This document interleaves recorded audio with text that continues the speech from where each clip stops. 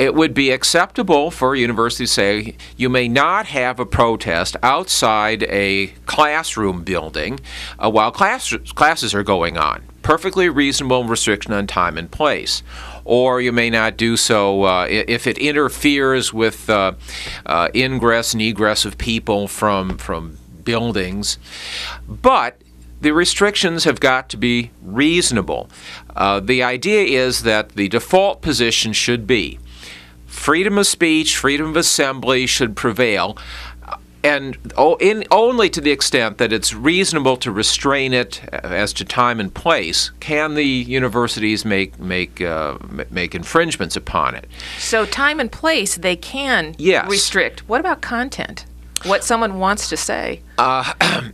Now that it opens up a very, very interesting area for discussion. Many universities have adopted speech codes or their first cousin, which are oftentimes called harassment policies, which purport to limit what people can say by saying, well, we're not going to tolerate any speech that is harassing. Well, the Supreme Court and other courts have weighed in on this issue as well, and they've said that only if we're talking about conduct that is so pervasive, repeated, and objectively objectionable, that it gets in the way of the ability of students to learn.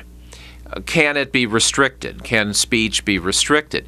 What they've said you cannot do is just have a vague, broad policy saying, well, any speech that someone finds offensive or claims as harassing can be subjected to a punishment.